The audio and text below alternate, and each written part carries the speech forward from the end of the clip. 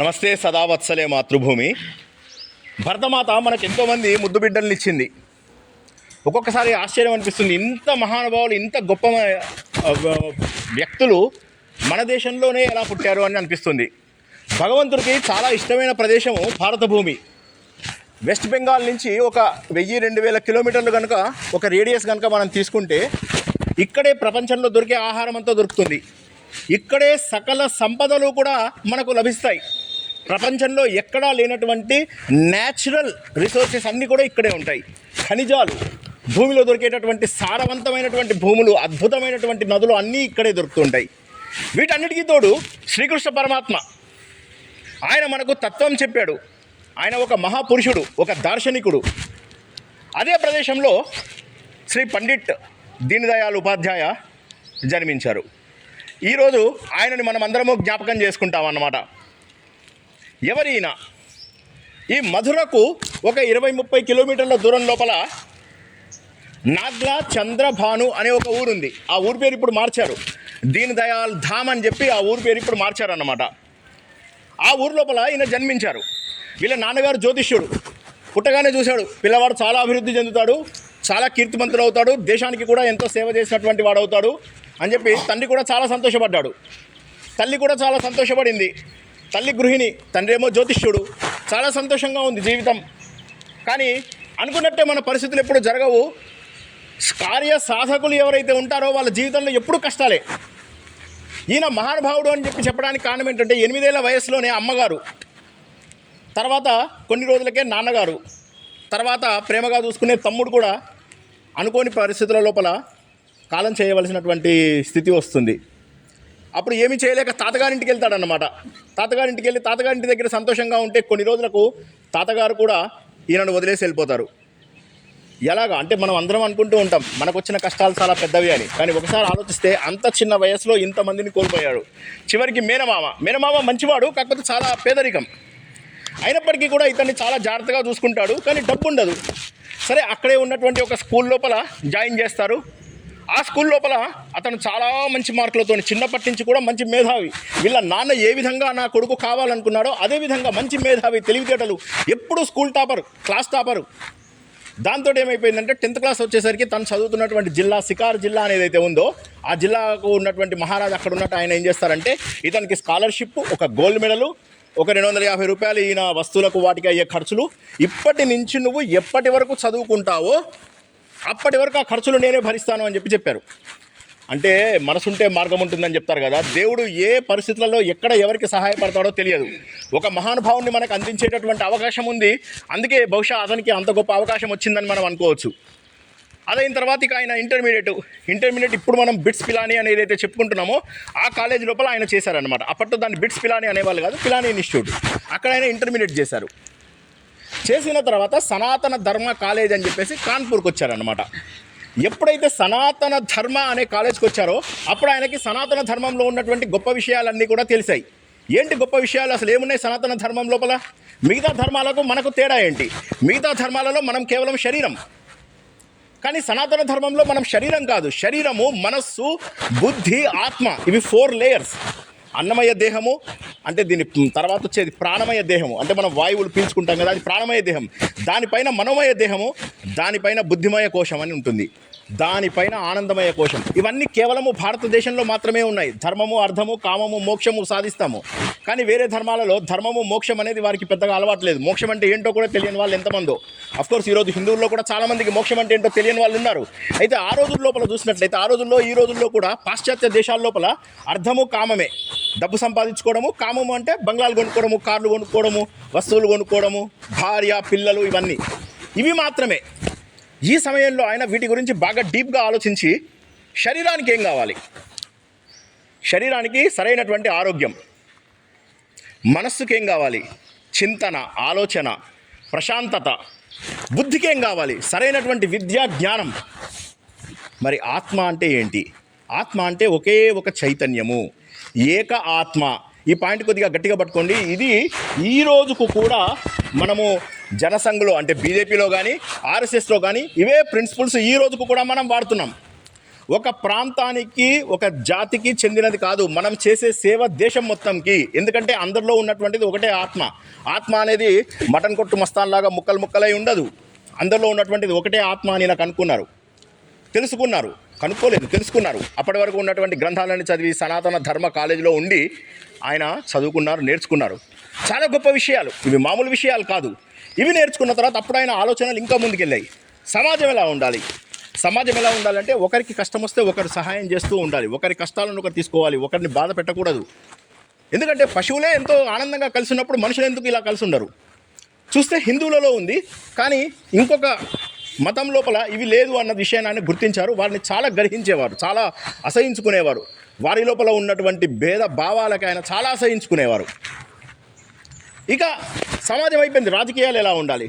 రాజకీయం అనేటటువంటిది సేవాభావం ఉండాలి, సరళ జీవనము, గుండెలో నిబ్బరము, ధైర్యము, ఇవన్నీ కూడా ఉండాలి. ఈ విషయాలన్నీ కూడా ఆయన ఏకాత్మ మానవతావాదము, ఇంటెగ్రల్ హ్యూమానిటీ, ఇది ఈ రోజుకు కూడా బీజేపీ లోపల ఉన్నటువంటి పాయింట్ అన్నమాట. భారతీయ జనసంఘ్ ఏదైతే ఉందో తర్వాత చెప్పుకుంటాం మనము. బీజేపీలో ఈ రోజుకు కూడా ఉన్నది ఏంటంటే అందరూ సంతోషంగా ఉండగలగాలి. ఎందుకంటే మనము ప్రయత్నం చేస్తున్నది ఒక ప్రాంతానికో ఒక జాతికో కాదు, ఒక దేశం మొత్తానికి. ఈ దేశాన్ని కాపాడుకునేటటువంటి ధర్మం మన దగ్గర ఉన్నది, బాధ్యత మనందరి దగ్గర ఉన్నది. మన ధర్మాన్ని కాపాడుకోవాలి. హిందూ ధర్మం మహోన్నతమైనది. ఇది అయిపోయిన తర్వాత ఆయన బిఏ అయిపోయింది. బిఏ అయిపోయిన తర్వాత ఆయన ఏం చేశారు? మెల్లగా ఎంఏ చేద్దామని చెప్పేసి లక్నోకి వచ్చారు. మొత్తం టాపరే, త్రూఅవుట్ హీ వాస్ టాపర్. మళ్ళీ లక్నోకి వచ్చిన తర్వాత ఎంఏ చేశారు. ఫస్ట్ ఇయర్ కూడా he was topper. Second year సరిగ్గా ఎగ్జామ్ రాసేటప్పుడు ఒకే ఒక్క కజిన్ మిగిలితే ఆవిడకి హెల్త్ బాగాలేదు. ఈయన అనుకున్నాడు, దేవుడు అన్నది ఎందుకు ఇంత పరీక్ష చేస్తావు, ఎప్పుడు నాకేనా పరీక్షలు అని చెప్పేసి బాధపడి అందరినీ పోగొట్టుకున్నాను అని చెప్పి ఆవిడని కాపాడుకుంటూ కూర్చుంటాడు. దానివల్ల సెకండ్ ఇయర్ ఎగ్జామ్స్ రాయడు ఆయన. సెకండ్ ఇయర్ ఎగ్జామ్స్ రాయకపోయేసరికి ఆయనకు అప్పటిదాకా వస్తున్న స్కాలర్షిప్ ఏదైతే ఉందో ఆ స్కాలర్షిప్ ఆగిపోతుంది. అయినప్పటికీ కూడా ఆయన బాధపడాడు. సివిల్ సర్వీసెస్ ఎగ్జామ్కి వెళ్తాడు. ఎలా వెళ్తాడు? వెస్ట్రన్ ఫార్మల్స్లో అందరూ వెళ్తే ఆయన సింపుల్గా ఒక ధోతి కట్టుకొని, ఒక పంచ కట్టుకొని, శుభ్రంగా చక్కటి టోపీ పెట్టుకొని వెళ్తాడనమాట. ఆ రోజుని అంటే ఈయన స్వతహాగా బ్రాహ్మడు అయినప్పటికీ కూడా ఆచార వ్యవహారాలు పాటిస్తూ ఒక పరీక్ష హాలుకు కూడా అలా వెళ్ళారు. అటువంటి వాళ్ళు లేరా? ఈ రోజుకు కూడా ఉన్నారు. తత్వవిధానంద సరస్వతి అని మన హైదరాబాద్కు చెందిన ఆయన ఐపీఎస్కి సెలెక్ట్ అయ్యారు. ఆయనను పిలక తీసేయమంటే పిలక తీసే ఛాన్స్ లేదు, హిందూ ధర్మాన్ని నేను పాటించే వ్యక్తిని అని చెప్పేసి ఆయన ఆ ఐపీఎస్ని వదిలేసి తర్వాత ఆయన సైంటిస్ట్గా వచ్చారనమాట. సరే, ఎనీవే ఆయన గురించి పక్కన పెడితే ఇటువంటి వాళ్ళు చాలామంది ఉన్నారు. ఈయన ఏంటంటే సాంప్రదాయాన్ని పాటించాలి, హిందూ ధర్మాన్ని ఎప్పటికీ మర్చిపోకూడదు, ఎన్నో కోట్ల జన్మల అదృష్టం చేసుకుంటే హిందువుగా జన్మిస్తాం అని చెప్పి వెళ్తే ఆ రోజు నుంచి ఆయనకు పండిట్ అని చెప్పి పిలవడం మొదలెట్టారు. మళ్ళొకసారి చెప్తాను, పండిట్ దీన దయాల్ ఉపాధ్యాయ ఈయన పేరు. పండిట్ దీన దయాల్ ఉపాధ్యాయ. ఆ రోజు నుంచి ఆయనను పండిట్ అని చెప్పి పిలవడం మొదలెట్టారు. ఆయన శాస్త్ర పద్ధతులు పాటించడము, అందరి లోపల హిందూ ధర్మాన్ని అప్పటికే చెప్తూ ఉండేవాడు ఆయన. అదిగాక ఎన్నో ట్యూషన్స్, ఎంతోమందికి చదువులు చెప్తూ ఉండేవాడు. ఈ సమయం లోపల ఏమైందంటే 1937 ఆ సమయంకి బాలూజీ మహాశబ్దే, సుందర్ సింగ్ భండారీ ఇలాంటి వాళ్ళతో పరిచయం అయింది. ఆర్ఎస్ఎస్ పరిచయం అయింది. అవగానే అదే సమయం లోపల ఆయన డాక్టర్జీని కలవడం సంభవిస్తుంది. కేశవ్ బలిరామ్ హెడ్గేవార్ ఆయనను కలిసిన తర్వాత అప్పుడు ఒక మేధో చర్చ జరగగానే వెంటనే ఆర్ఎస్ఎస్లో జాయిన్ అవుతారు. జాయిన్ అవ్వగానే నువ్వు ఆర్ఎస్ఎస్కి సరైనటువంటి సేవ చేసేటటువంటి పరిస్థితి ఉంది అని చెప్పి ఆయనకు ట్రైనింగ్ ఇస్తారు. ప్రథమ వర్ష, ద్వితీయ వర్ష కూడా కంప్లీట్. 40 రోజుల ట్రైనింగ్ ఏదైతే అక్కడ మనకు నాగ్పూర్లో ఉంటుందో ఆ 40 రోజుల ట్రైనింగ్ కూడా కంప్లీట్ చేసుకున్న తర్వాత సిద్ధాంతాలు ఆర్ఎస్ఎస్ సిద్ధాంతాలు కలుస్తున్నాయి. హిందూ ధర్మం కోసం ఏవైతే సిద్ధాంతాలు అనుకున్నానో ఆ సిద్ధాంతాలన్నీ కూడా ఆర్ఎస్ఎస్లో ఉన్నాయని చెప్పి తెలుసుకున్నారు. అప్పటి నుంచి ఆయన ఏం చేశారంటే ప్రచారకగా వెళ్ళిపోయారు. ప్రచారక ఎక్కడ? ఉత్తరప్రదేశ్ లోపల లఖన్పూర్ అని చెప్పి ఒక ఊరుంది. ఆ లఖన్పూర్ అనే ఊరు లోపల ప్రచారకగా వెళ్ళారు. వెళ్ళి అక్కడ అద్భుతమైన సేవ చేస్తూ ఉండేవారు. పెళ్లి చేసుకోలేదు. వీళ్ళ నాన్నగారు మొదట్లోనే జ్యోతిష్యంలోనే అన్నారు, నా కొడుకు పెళ్లి చేసుకోడు, దేశం కోసమే సేవ చేస్తాడు అని చెప్పేసి అప్పట్లోనే అనుకున్నారు అనమాట. అనుకున్నట్టుగానే ఈయన దేశం కోసం సేవ చేస్తూ ఎప్పుడు కూడా బాధపడేవాడు కాదు. ఆ తర్వాత అతను ప్రాంత ప్రచారక అయిపోయాడు. ఉత్తరప్రదేశ్ మొత్తము ప్రాంత ప్రచారక అయిన తర్వాత ఇక ఆయన చేసిన ఆర్ఎస్ఎస్కి సేవలు అమోఘం. 1951 వరకు అంటే గురూజీ గారితో కూడా ఆయన కలిసి పనిచేశారు. ఈ మధ్యకాలంలో వీర సావర్కర్ గారు వచ్చి ఈయన అడిగారనమాట, నువ్వు చాలా బాగా మాట్లాడతావు, ఒక బౌద్ధిక్ మాముంది ఇవ్వాలి అని చెప్పేసి. ఆయన ముందు కూడా ఈయన బౌద్ధిక్ ఇచ్చారు. ఈయన స్పీచ్ ఉన్నది అంటే ఆ రోజు చాలామంది జనాలు వస్తుండేవారు. అంత అద్భుతమైనటువంటి ఇన్ఫ్లుయెన్సింగ్ పవర్. ఎందుకంటే ఆయన బేసికల్లీ ఒక పొలిటీషియన్, తత్వవేత్త, ఆర్థికవేత్త, ఒక రచయిత, ఒక జర్నలిస్టు. సో ఇంత జ్ఞానం ఉండి ఒక వ్యక్తికి అది సాధారణమైనటువంటి విషయం కాదు. ఏదో పూర్వజన్మ సుకృతం ఉండడంతో హిందూ ధర్మంలో పుట్టాం. హిందూ ధర్మంలో ఉన్నవన్నీ నేర్చుకున్న ప్రతి ఒక్కడు కూడా గొప్ప తాత్వికవేత్త అవుతాడు, అయి తీరుతాడు. అందులో there is absolutely no doubt about it. ఆయన విషయంలో అదే జరిగింది. వీర సావర్కర్ ఈయనను చూసి చాలా గర్వించారు. గురూజీతో కూడా పనిచేశారు. గురూజీ గారు అన్నారు, నువ్వు చేస్తున్న దానివల్ల ఎంత ప్రచారం అవుతోంది మన హిందూ ధర్మంకి. హిందూ ధర్మం గురించి తెలియని వాళ్ళు హిందువులే ఎంతోమంది ఉన్నారు. స్వాతంత్రం వచ్చింది, కానీ లాభం ఏంటి? సమాజం లోపల సరైనటువంటి పరిస్థితులు లేవు. హిందువుల లోపల సమైక్యత లేదు. హిందువులు ఎప్పుడు కూడా సంఘటితంగా లేరు. కేవలం పండగలకు కలవడం తప్పితే మిగతా విషయాలలో కలవడం లేదు. మనది కూడా ఒక పొలిటికల్ పార్టీ ఉండాలి అన్నటువంటి ఆలోచన ఆ రోజుల్లోనే వచ్చింది. ఈ మహానుభావుడు ఈయనేం చేశాడు? నా ఆలోచనలన్నీ కూడా పత్రికల రూపంలో ఇస్తానన్నాడు. రాష్ట్ర ధర్మ అని చెప్పేసి ఒక మాసపత్రిక, కొన్ని రోజులకే పాంచజన్యం అనేటటువంటి ఒక వారపత్రిక. ఈ వారపత్రిక అయిపోయింది, మాసపత్రిక అయిపోయింది, ఇక మిగిలిపోయింది ఒకటి దినపత్రిక. ఇక అదెందుకు వదిలేయాలి? స్వదేశీ దినపత్రిక. బై ద వే ఆర్గనైజర్ అప్పటి నుంచే ప్రారంభమైంది. ఈ విధంగా మహానుభావుడు అత్యద్భుతమైనటువంటి వ్యాసాలు రాసి ఎంతోమంది జీవితాలను మార్చాడు, ఎంతోమందిని ధర్మ మార్గం వైపుకు నడిపించారు. ఆయన తర్వాత ఏం చేశారు? ఈ యూపీలోనే కాకుండా బీహారు, రాజస్థాన్ అంటే వీళ్ళమ్మ రాంప్యారి అని వీళ్ళ అమ్మగారి ఊరు అన్నమాట ఆ రాష్ట్రం. సో ఆ రాష్ట్రం మొత్తం కూడా ప్రచారం చేసి ఎన్నో శాఖలు, లెక్కలేనటువంటి శాఖలు. మనకు మూలం ఆర్ఎస్ఎస్కి మూలం శాఖలు నడవనిదే ఆర్ఎస్ఎస్ నడవదు అన్న విషయం ఆ రోజు ఆయన తెలుసుకున్నారు. మనకు మూలము శాఖ, మనకు బ్యాక్ బోన్ శాఖ, ఇది మనం ఖచ్చితంగా నడిపించుకు తీరాలి అని చెప్పి ఆ రోజుల్లో అదృష్టవశాత్తు ఇప్పట్లో ఉన్నట్టు మొబైల్స్, టెలిఫోన్లు ఇవన్నీ లేవు కాబట్టి ఆ రోజుల్లో జనాలందరూ కూడా శ్రద్ధగా వచ్చేవాళ్ళు. వచ్చిన ప్రతి ఒక్కడూ కూడా తప్పు మాటలు ఏమున్నాయి? అన్నీ సరైన మాటలే. ఉన్న భారతదేశాన్ని కాపాడుకోవాలి, ఉన్న ల్యాండ్ని కాపాడుకోవాలి, ఇప్పటికే చాలా ల్యాండ్ పోగొట్టుకున్నాం అని చెప్పేసి అది తెలుసుకుని ఆయన ఆర్టికల్స్ ద్వారాను, ఆయన మాటల ద్వారాను, ఆయన ప్రవర్తన చూస్తే ఎక్స్ట్రీమ్లీ సింపుల్ పర్సన్. ఆయన వెళ్తుంటే 10 మంది అలా ఆనందంగా వెనక్కి వస్తుండేవాళ్ళు, ఆయన వెనకాల నడుస్తూ వచ్చేవాళ్ళు. ఆయన స్పీచ్ ఇస్తున్నాడంటే గుంపులుగా జనాలు తయారవుతూ ఉండేవాళ్ళు. ఆయన వేరే ఊరికి క్యాంప్కి వెళ్తున్నాడు అంటే ఆ ఊర్లో వాళ్ళందరూ అక్కడికి వస్తుండేవాళ్ళు. అంటే ఒక వ్యక్తి ఇన్ని రకాలుగా ఇంతమందిని ఇన్ఫ్లుయెన్స్ చేయడం అనేటటువంటిది మాటలు కాదు. అలా ఆయన 1951 వరకు కూడా ఆర్ఎస్ఎస్కి చాలా సేవలు చేశారు. ఆ తర్వాత ఇక ఆయన ఏమైంది? ఇక ఆర్ఎస్ఎస్ది అయిపోయింది. సంఘ పరివారులో ఒక భాగంగా ఆయన ఆ సమయం లోపల ఎస్పి ముఖర్జీ, ఈయన మహానుభావుడు శ్యామప్రసాద్ ముఖర్జీ, మనకు ఆయన లేకపోతే బెంగాల్ వెళ్ళిపోయేది. మళ్ళీ ఆయన కథ చెప్తే ఇవాళ మొత్తం టైం అయిపోతుంది. ఆ మహానుభావుడు ఏం చేశాడంటే భారతీయ జనసంఘ్ ప్రారంభించారు.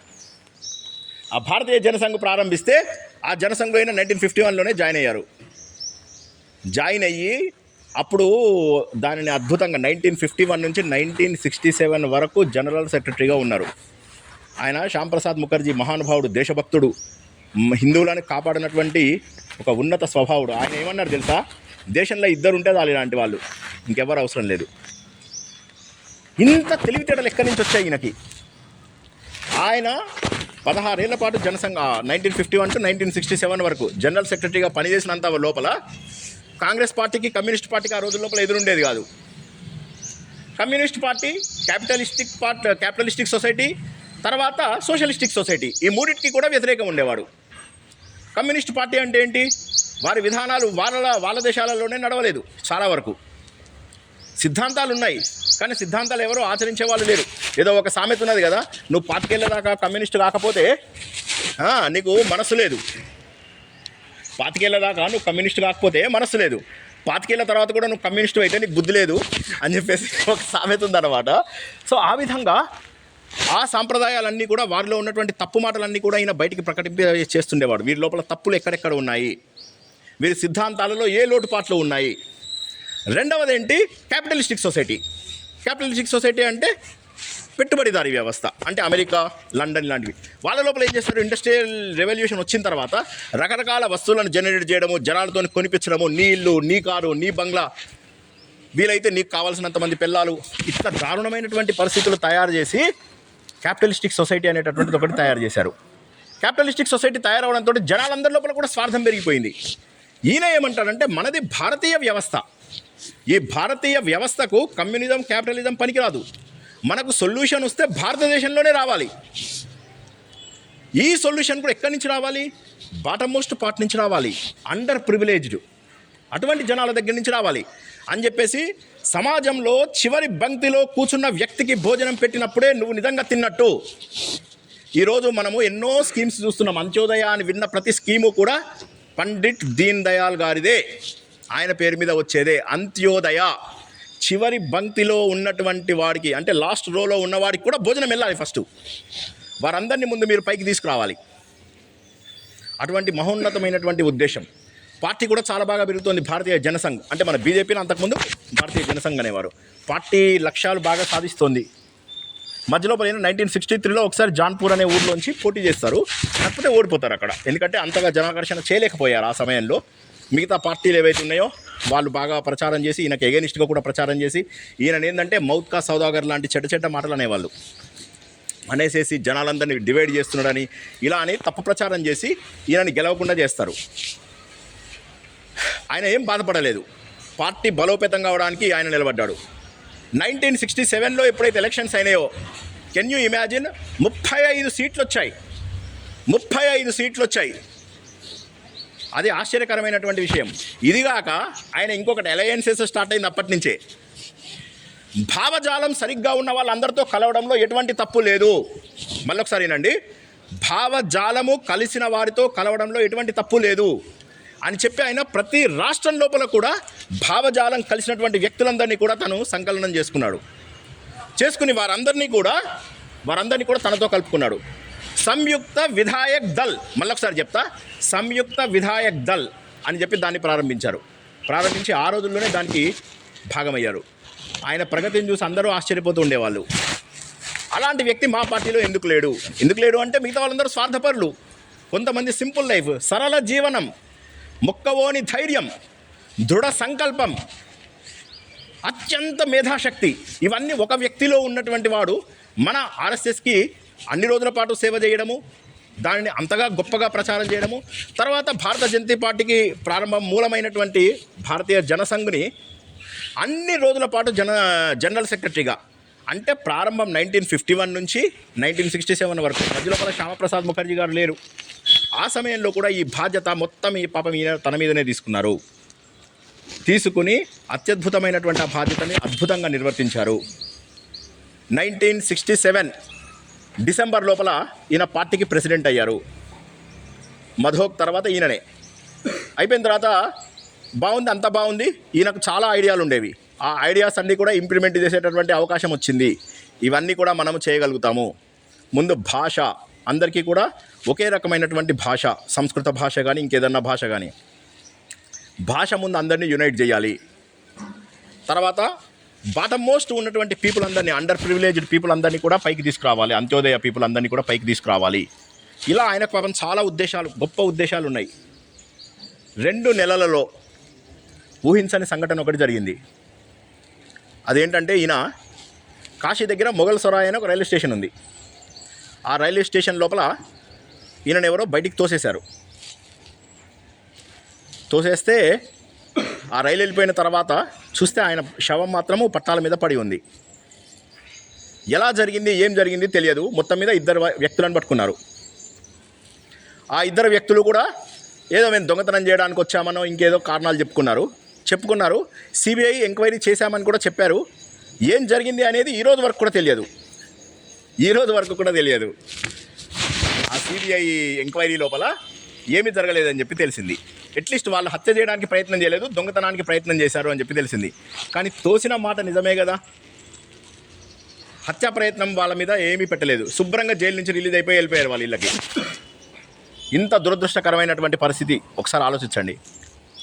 ఆ తర్వాత 1978 లోపల, ఎప్పుడైతే 1975 లోపల మనకు ఎమర్జెన్సీ వచ్చింది, 77 లోపల ఎమర్జెన్సీ పోయింది. తర్వాత జరిగిన ఎలక్షన్స్లో జనతా పార్టీ ఎప్పుడైతే గెలిచిందో అప్పుడు బీజేపీ కూడా అందులోపల ఒక భాగం. ఆ సమయం లోపల ఈయనను గుర్తించారు. అప్పుడు మళ్ళొకసారి ఆయనను గుర్తించి ఒక స్టాంపు రిలీజ్ చేశారు ఆయన పేరు మీద. ఆ స్టాంపుతో పాటుగా ఆయన చేసిన సేవలు అన్నిటికి గుర్తించి అందరిలోపల ఆయన పేరు కూడా తెచ్చారు. బాగా తెచ్చిన తర్వాత ఏం చేశారు, మళ్ళీ కేసుని రీఓపెన్ చేశారు. అప్పుడు కూడా మళ్ళీ ఏం తేలలేదు. తర్వాత మళ్ళీ వాజ్పేయి గారు ఒకసారి 14 రోజులు, ఒకసారి 4.5 సంవత్సరాలు పరిపాలించారు దేశాన్ని. ఆ సమయంలో కూడా చేశారు. కానీ సాక్ష్యాలు దొరకవు. అప్పటివి ఎప్పటికి దొరుకుతాయి? డాక్యుమెంట్లలో సగం పోయాయి, సగం పాడైపోయాయి, ఎవరు చేయలేకపోయారు. అప్పుడు కూడా ఏం కనుక్కోలేకపోయారు. సరే, ఏది ఏమైనా కూడా ఆయన చేసిన సేవలకు మాత్రము మన ఇప్పటి ప్రభుత్వం చాలా గొప్పగా గుర్తించిందని చెప్పవచ్చు. 215, 16, 17, 18, 20 ఈ అన్ని సంవత్సరాల లోపల కూడా ఎన్నో చేశారు ఆయన పేరు మీద. స్టాంపులు రిలీజ్ చేశారు. 2018లో రిలీజ్ చేసినటువంటి స్టాంపు ఇండియాలోనే కాకుండా సౌత్ ఆఫ్రికాలో కూడా ఈయన పేరు మీద స్టాంపుని రిలీజ్ చేశారు. అటువంటి మహానుభావుడు ఆయన. అది కాక సూరత్ లోపల ఒక బ్రిడ్జ్ ఉంది, ఆ బ్రిడ్జ్కి ఈయన పేరు పెట్టారు. ఢిల్లీ లోపల ఒక రోడ్డు ఉంది, ఆ రోడ్డుకు దీన్ దయాల్ మార్గ్ అని చెప్పి పెట్టారు. ఈయన పుట్టినటువంటి ఊరు నాగ్ల చంద్రభాను, ఎక్కడ? వ్రజభూమి, మధుర పక్కన అన్నమాట. ఆ ప్రాంతం పేరు దీన్ దయాల్ ధామ్ అని చెప్పేసి ఆ ఊరు పేరు కూడా మార్చారు. ఇదే కాదు, ఇంకా గొప్ప విషయం ఏంటంటే, అన్నిటికంటే గొప్ప విషయం చెప్తున్నా వినండి. ముఘల్ సరాయ్ స్టేషన్, అందరూ కాశీకి వెళ్ళినోళ్ళే కదా ఇక్కడ, అందరికీ తెలుసు. ఆ ముఘల్ సరాయ్ స్టేషన్ పేరు మార్చాలి, ఆయన చేసినటువంటి సేవలు గుర్తించాలి. ఆ సమయం లోపల సమాజ్వాదీ పార్టీ మాట్లాడిన మాటలు మీరు చూడండి, గుండె రగిలిపోతుంది. ఒకే ఒక పార్టీ ఇప్పుడు దేశాన్ని నిలబెడుతుంది, ఒకే ఒక ధర్మం దేశాన్ని నిలబెడుతుంది. అది గుర్తుంచుకోవాలి మనం. వారు అందరి మాటలకు ఎగెయినిస్ట్గా నిలబడ్డాం. మనం అందరం నిలబడి మొఘల్ సరాయ్ స్టేషన్ని పండిట్ దీన్ దయాల్ జంక్షన్ అని చెప్పేసి మార్చుకున్నాం. That is the greatest thing. ఆయన పేరు మీద ఆ రైల్వే స్టేషన్ జంక్షన్ని కూడా మార్చుకున్నారు. ఇక ఆయన ఇచ్చినటువంటి భావజాలాలు. ఈయన తర్వాత ఇమీడియట్గా పార్టీ ప్రెసిడెంట్ అటల్ బిహారీ వాజ్పేయి అయ్యారు. ఆయన ఒకటే అన్నారు, ఇటువంటి దార్శనికుడు అంటే విజనరీ అంటాం కదా ఇంగ్లీష్లో, విజనరీని దార్శనికుడు అంటారు తెలుగులో. ఇటువంటి విజనరీ ఇంకోళ్ళు ఎవరు లేరు, ఇటువంటి దృక్పథం ఉన్న వాళ్ళు ఇంకొకళ్ళు లేరు, ఇటువంటి దూరదృష్టి ఉన్నటువంటి వాడు ఇంకోటి లేడు. ఇవన్నీ కాకుండా తాత్విక దృష్టి, ఫిలాసఫికల్ ఆస్పెక్ట్ ఆఫ్ లైఫ్, అది ఎవరి దగ్గర లేదు. ఎందుకంటే ఈయన చాలా అద్భుతంగా ఇచ్చాడు. ఆయన చెప్పిన దాంట్లో ఏంటి? ముందు వ్యక్తి,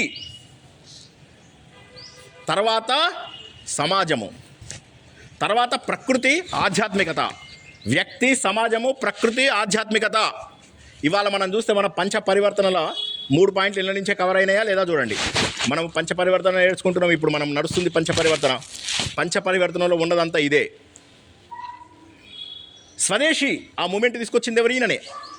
ఇప్పుడు ఈయన పేరు మీద మన నరేంద్ర మోడీ గవర్నమెంటు మహోన్నతమైనటువంటి ఇనిషియేటివ్స్ తీసుకొచ్చారు. పండిట్ దీన్ దయాల్ గ్రామజ్యోతి, పండిట్ దీన్ దయాల్ అంత్యోజన్ యోజన, పండిట్ దీన్ దయాల్ గ్రామ కౌశల్య యోజన, పండిట్ దీన్ దయాల్ అక్కడ పండిట్ దీన్ దయాల్ ఉపాధ్యాయ కూడా ఉంటుంది, నేను చెప్పాను. ఆయన పేరు మీదనే సాని యోజన. సాని యోజన అంటే ఏంటి? Self employment scheme. పల్లెటూరులో ఉన్న వాళ్ళు అందరూ కూడా ఎంటర్ప్రెనర్స్గా మారాలి. డైరెక్ట్ బెనిఫిట్స్ ట్రాన్స్ఫర్, గవర్నమెంట్ నుంచి వచ్చేటటువంటి బెనిఫిట్స్ మధ్యవర్తులకు వెళ్ళకూడదు. అది అంత్యోదయంలో ఉన్నటువంటి వారందరికీ వెళ్ళాలి. డైరెక్ట్ బెనిఫిట్ ట్రాన్స్ఫర్స్ జరిగాయి. ముద్రా బ్యాంక్ ఇనిషియేటివ్ ఎవరి వల్ల వచ్చింది? ఇవన్నీ కూడా ఆయన భావజాలము. ఇప్పుడు మనం ఏవైతే బీజేపీలో ఉన్నటువంటి ముఖ్యమైనటువంటి భావజాలం ఉందో అది ఆ మహానుభావుడు మనందరికీ అందించినటువంటి సందేశం అని గుర్తుంచుకోవాలి. ఇవన్నీ కాక శాంతి, సరళ జీవనం, అందరినీ సంఘటితం చేసేగల శక్తి, అది ఇంకెవరి లోపల లేదు. ఎందుకంటే ఆయన చిన్నప్పటి నుంచి కూడా వివేకానందుడు ఆశయాలతోని బతికాడు. జీవితంలో అన్నీ కోల్పోయాడు. మనం అన్నీ ఉండి కూడా ఏమీ లేని వాళ్ళలాగా ఉంటున్నాం. కానీ ఏమీ లేకపోయినా జీవితంలో తల్లి లేదు, తండ్రి లేదు, తనతో ఉండాల్సినటువంటి తమ్ముడు లేడు. జీవితంలో అన్ని దెబ్బలే. కానీ ఆయన ఆలోచించింది ఏంటి తెలుసా? శరీరం ఏదైతే ఉందో ఈ శరీరము కాపాడుకోవాలి. శరీరం మాధ్యమం ఖలు ధర్మ సాధనం. ఈ శరీరం ద్వారానే మనం ఏది సాధించినా కూడా చేయవచ్చు. కానీ శరీరం బాగుండాలి సరిపోదు, మనస్సు కూడా బాగుండాలి. దానికి కావలసినటువంటి ప్రశాంతత ఎక్కడి నుంచి వస్తుంది?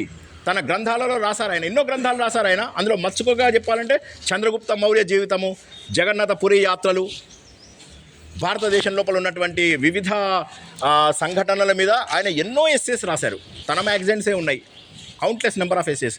ఇవి కాక శంకరాచార్య జీవిత చరిత్రను రాశారు. మనమందరం శంకర విజయం అని తెలుసుకుంటాం కదా, అలాంటి సిమిలర్ పుస్తకం ఆయన రాశారన్నమాట. ఇది కాక మన డాక్టర్ జీ గారి పేరు మీద ఒక మరాఠీ పుస్తకం ఉంటే దాని ట్రాన్స్లేషన్ కూడా ఈయన చేశారు. సో ఒక రచయిత కూడా అయినా ఇంత సమయం ఎక్కడి నుంచి దొరుకుతుంది అంటే, పెళ్లి కాలేదు సార్ దొరుకుతుంది, అది కరెక్ట్, అదైతే నిజమే. పెళ్లి కాలేదు కరెక్ట్, చాలా సమయం దొరుకుతుంది. కానీ దేశం కోసము అంకితం అవ్వాలి. ఆ అంకిత భావం ఎంతమందిలో ఉంటుంది? జీవితం మొత్తము కూడా ఆయన దేశం కోసం అర్పితం చేశారు. మరి ఇంత చేస్తే పాపం ఎన్ని సంవత్సరాలు ఆయన ఉన్నది? నాకంటే చిన్నోడు, నాకు 55, 52 ఆయనది. నేను 55 అని చెప్పుకోకపోతే 65 అంటారు మీరు, అందుకోసం నాది 55 అని చెప్తున్నా. ఆయన 52, చాలా చిన్నతనం. కాకపోతే ఒక వ్యక్తి ఎన్ని సంవత్సరాలు బతికాడనేది కాదు, దేశం కోసం ఎంత చేశాడు. సో మనస్సు ఏదైతే ఉందో, మనస్సు ఎప్పుడు కూడా నిశ్చలంగా నిగ్రహంగా ఉండాలి. ఆయన ఏమనేవాడు తెలుసా? పక్షపాతం పనికి రానే రాదు. మీరు ఏం మాట్లాడుతున్నారు? వీడు మన పార్టీ వాడు, పక్క పార్టీ వాడు లేడు. ధర్మం ధర్మమే, సత్యం సత్యమే, అసత్యం అసత్యమే. That's all. No second questions. ఎప్పుడు కూడా ధర్మం అనేటటువంటిది ముందు పాటించాలి. ఎందుకంటే ధర్మం అనేది ధరతీతి ధర్మ, మనందరినీ ధరించేది ఒక్క ధర్మమే. కాబట్టి ఆ ధర్మాన్ని మనం పాటించాలి. మనం పాశ్చాత్యులలాగా కాదు. పాశ్చాత్యులకు ఓన్లీ అర్థము కామము, అవి రెండు దొరకకపోతే వాళ్ళు పిచ్చోళ్ళు అయిపోతారు. కానీ మనకట్లా కాదు. మనకు ధర్మం అనేది ఒకటి ఆధారంగా ఉంది.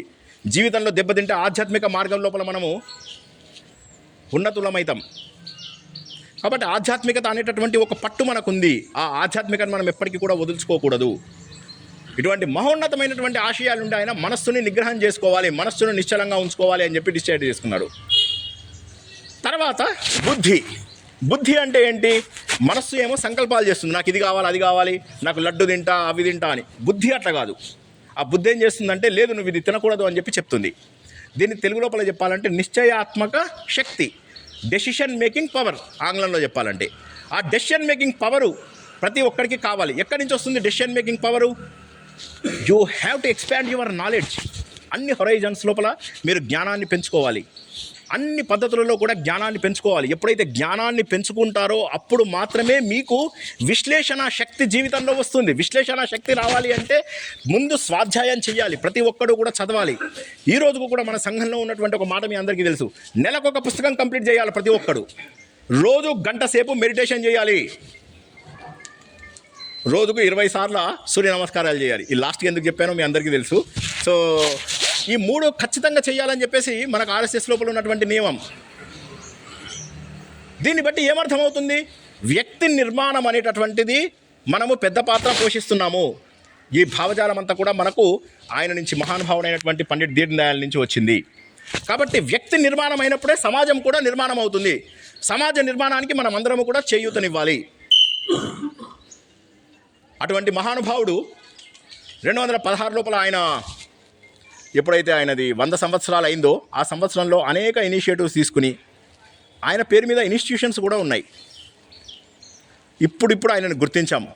లేటెస్ట్గా ఆయన గుర్తించాం. అట్లీస్ట్ ఆయన జీవితం మనందరికీ కూడా ఆదర్శం కావాలి. ఈ మహోన్నతమైనటువంటి సాంప్రదాయాన్ని మనం అందరం కూడా ముందుకు తీసుకెళ్ళాలి. వ్యక్తి నిర్మాణం తప్పనిసరి. ఫస్ట్ నువ్వు సెల్ఫ్ డిసిప్లిన్ ఉండాలి, క్రమశిక్షణ పాటించాలి, సమయానికి ఉండాలి. అందరికీ పనులుంటాయి, కానీ దేశం కోసం చేసేటటువంటి అవకాశం కొద్ది మందికే వస్తుంది. 50 ఏళ్ళు బతికినా కూడా ఆయన హంసలాగా కొద్ది కాలమే జీవించాడు. కాకిలాగా కలకాలం జీవించాల్సిన అవసరం లేదు. అంటారు కదా ఏదో సామెత, గంగి గోవు పాలు గరిటెడైన చాలు, కడవరైతేనేమి కరము పాలు. గాడిద పాలు నీకు పెద్ద కుండడుంటే లాభం ఏంటి? జీవితం అలా కూర్చొని జీవితం అంతా నాశనం చేసుకుంటే లాభం ఏంటి? సమాజం కోసము, సంఘం కోసము పాటుపడాలి. మనం చేసేటటువంటి కొద్ది సమయాన్ని సమాజం కోసము కేటాయించాలి. ఇదొక్కటే మనము we will be able to carry it to the next lives. మనం ఇక్కడున్న కార్లు, బంగ్లాలు ఇవేవి కాదు, కానీ మనం తరతరాలుగా గుర్తుంచుకునేటటువంటి జీవితాన్ని మనము నిర్మాణం చేసుకోవాలి. సమాజాన్ని నిర్మించాలంటే మనందరూ కూడా సరైనటువంటి క్రమశిక్షణలో ఉండాలి. అటువంటి మహానుభావుని ఈరోజు తలుచుకున్నందుకు చాలా సంతోషంగా ఉంది. మీరందరూ శ్రద్ధగా విన్నారనుకుంటున్నాను. మరింత సంతోషంగా ఉంది. నమస్తే సదా వత్సలే మాతృభూమి.